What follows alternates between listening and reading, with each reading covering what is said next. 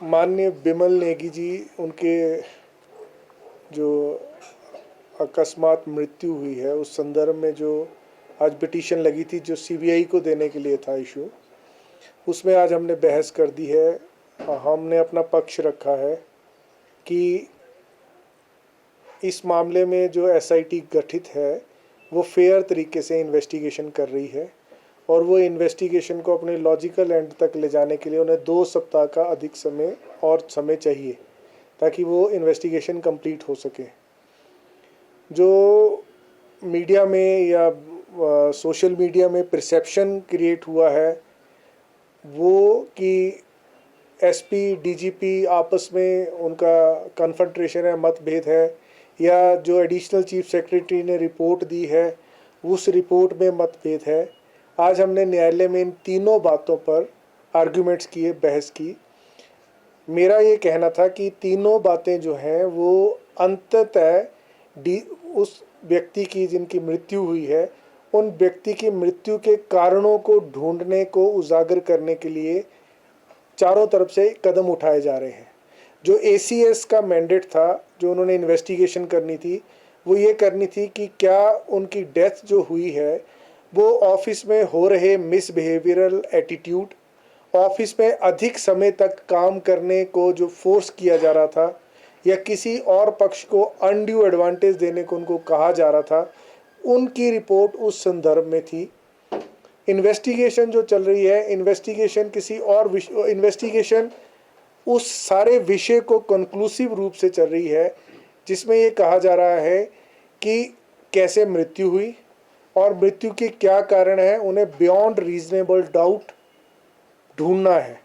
जबकि जो ओंकार शर्मा जी की रिपोर्ट है, एसीएस की रिपोर्ट है, वो प्रिपॉन्डरेंस ऑफ प्रोबेबिलिटी पर रिपोर्ट थी कि क्या ये संभावित है कि वो कारण भी हो सकते हैं।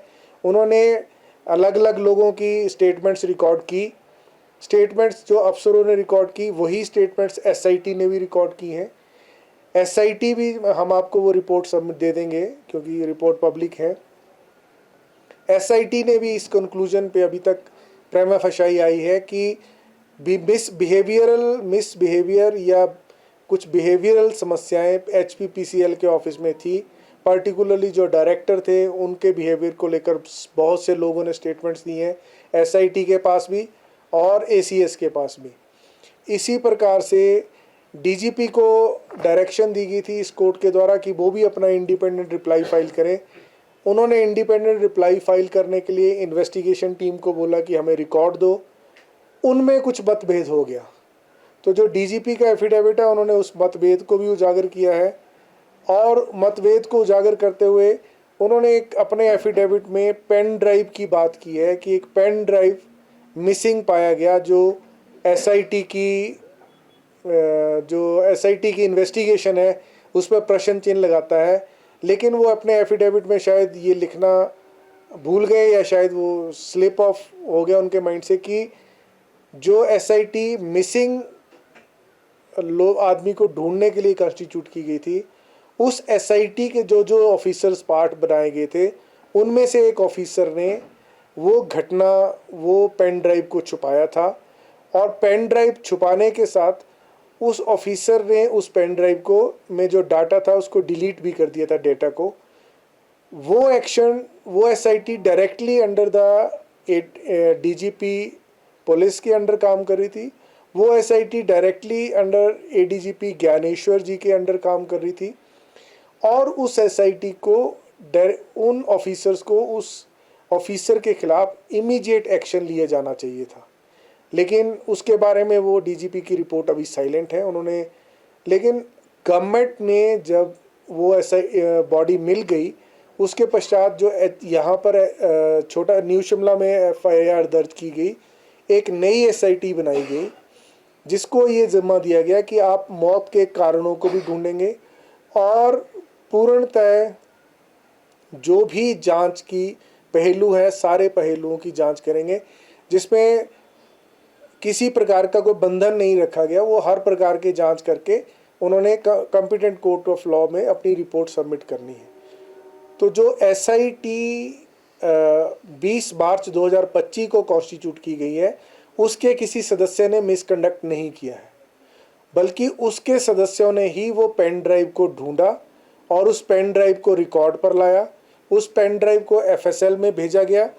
उसी FSL में 14,000 डॉक्यूमेंट उस पेन ड्राइव से निकाले गए और वो 14,000 डॉक्यूमेंट आज इन्वेस्टिगेशन के रिकॉर्ड का पार्ट है जो SIT आज कोर्ट में लेकर आई थी। इसके साथ साथ एक और बात भी इस रिकॉर्ड में सामने आ रही है कि मिस्टर विमल नेगी पहले से दवाइयाँ ले रहे थे, ट्रीटमेंट ले रहे थे, अपना इलाज ले रहे थे, वो फोर्टिस भी जा रहे थे, वो तेंजिन भी जिस दिन उन्होंने वो गए बिलासपुर की और उससे पहले वो तेंजिन भी गए थे, तो वो साइकेट्रिक मेडिसिन पहले से ले रहे थे। ये भी SIT में आया है। SIT की अभी तक की रिपोर्ट में ये भी आया है कि मिसबिहेवियरल एटीट्यूड ऑफिसर्स का HPPCL में था, ये बात भी क्लियर की गई है। और ऐसा कोई भी तथ्य याचिकाकर्ता के वकील नहीं रख सके कि जो SP द्वारा कॉन्स्टिट्यूटेड SIT है उसकी रिपोर्ट में क्या गलतियां हैं, या उसकी रिपोर्ट फेयर क्यों नहीं है, या उसकी रिपोर्ट में ABCD ये 5 तथ्य ऐसे हैं जो 5 तथ्य ये इंगित करते हैं कि ये फेयर नहीं हो रहा है। DGP के एफिडेविट को बहाना बनाकर ये कहा जा रहा है कि SIT जो है वो पेन ड्राइव की वजह से उसकी रिपोर्ट ठीक नहीं है, लेकिन ये मैं परसेप्शन जनता की ख़त्म कर देना चाहता हूँ, या आप लोगों के माध्यम से कहना चाहता हूँ कि रिपोर्ट पर आ चुका है कि जो वर्तमान SIT है उसी SIT ने पेन ड्राइव को ढूंढा, उसी SIT ने पेन ड्राइव के डॉक्यूमेंट्स भी ढूंढे और वो पेन ड्राइव में जो डाटा है वो भी पता चल गया है कि ये पेन ड्राइव जो है मिस्टर नेगी के लैपटॉप से कनेक्टेड रही है। तो ये सेम पेन ड्राइव है जो नेगी जी की पेन ड्राइव थी और उनकी बॉडी से मिली है। और इस बात पे और ज़्यादा कुछ क्लियर कहा है कि जो हिमाचल पुलिस है वो एक फेयर इन्वेस्टिगेशन करने में माहिर है। हमने ये कहा है कि पुरानी जो CBI ने इन्वेस्टिगेशंस की हैं उस पर भी जनता का विश्वास इंस्टिल नहीं हो पाया था। अभी भी चर्चाएं हैं, उनके जो पेरेंट्स हैं अभी भी वो कोर्टों में भटक रहे हैं कि वो FIR जो गुड़िया कांड का था, मैं जो आपको हवाला दे रहा हूँ, उस इन्वेस्टिगेशन में अभी भी डाउट है लोगों के मन में।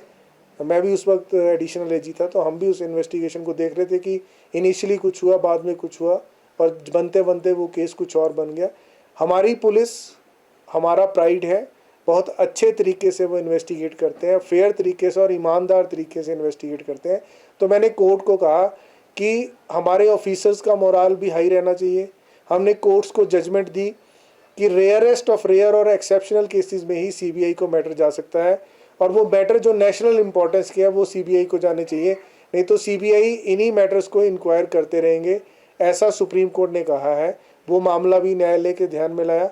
इससे पहले भी एक मामला हुआ था हमारे हिमाचल हाई कोर्ट में निशांत शर्मा को लेकर, उस मामले में भी CBI की इंक्वायरी की मांग की गई थी और उस मामले में भी कोर्ट ने SIT हिमाचल पुलिस के ऑफिसर्स की बनाई थी और कहा था कि वही इन्वेस्टिगेट करेंगे, तो मामला CBI को नहीं किया गया था।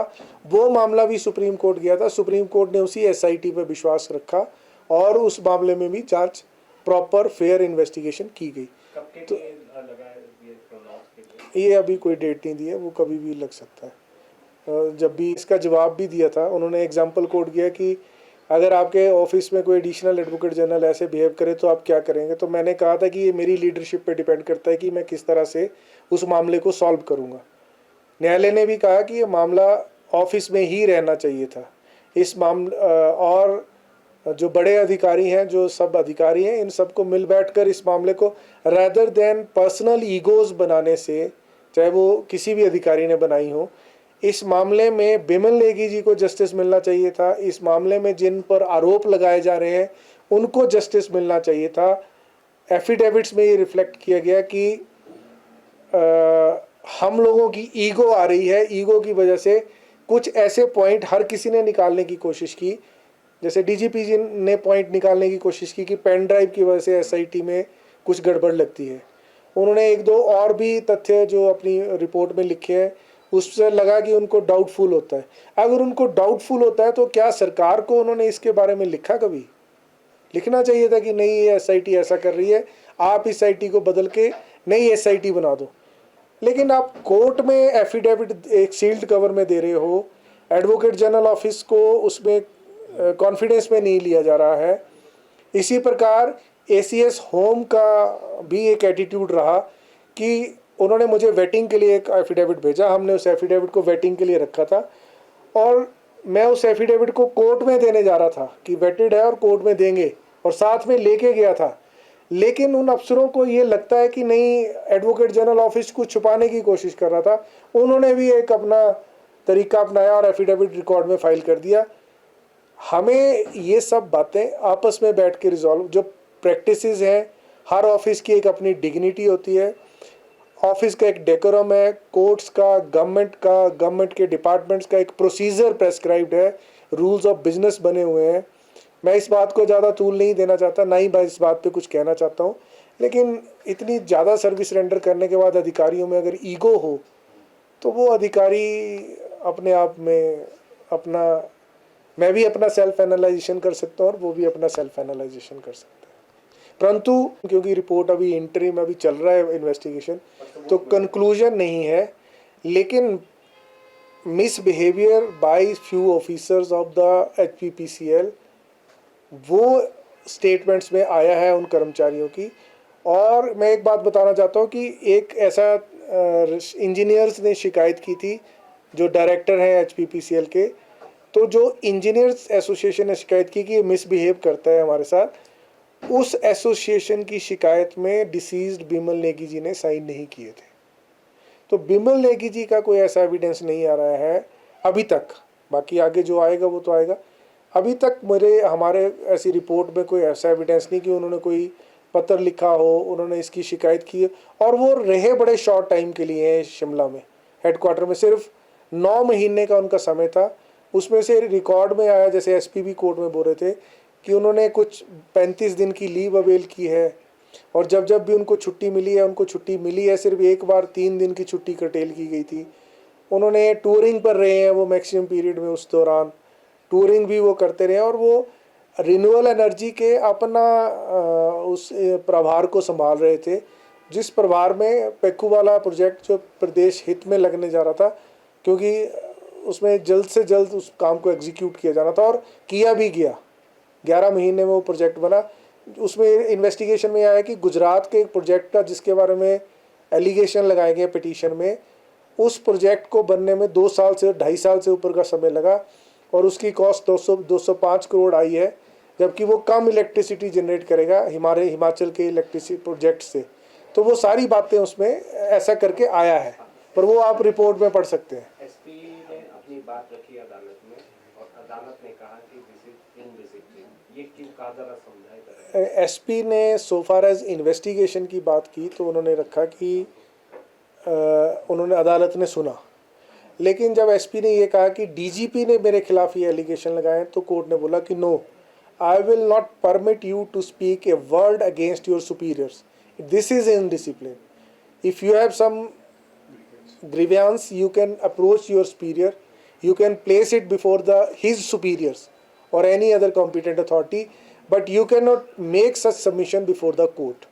So वहाँ एसपी को बोला गया, और मेरे अनुसार वो सही है, क्योंकि आप डिसिप्लिन फोर्स में कोई इनडिसिप्लिन क्रिएट नहीं कर सकते, और कोर्ट ने उस बात को वहीं रोक दिया।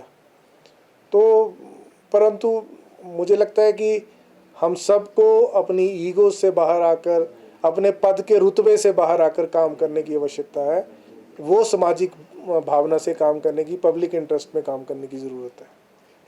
चाहता हूँ कि जो मैंने स्टेटस रिपोर्ट आपको शेयर करूँगा, एसपी की जो स्टेटस रिपोर्ट है, जो एसआईटी की, एसपी के तो एफिडेविट पे गई है, असली वो एसआईटी की स्टेटस रिपोर्ट है, और मेरा यकीन है कि वो फेयर इन्वेस्टिगेशन हो रही है।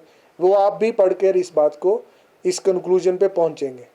तो मेरा ये मानना है कि परसेप्शन नहीं होकर हकीकत क्या है, न्याय किसको मिलना चाहिए, कैसे मिलना चाहिए। आप लोग भी रात को 12-12 बजे तक कवर करते हो, कई बार आप लोग भी अपने सबॉर्डिनेट्स, अपने साथियों को बोलते हैं कि चलो 12 बजे इंसिडेंट हो गए तो जाना है।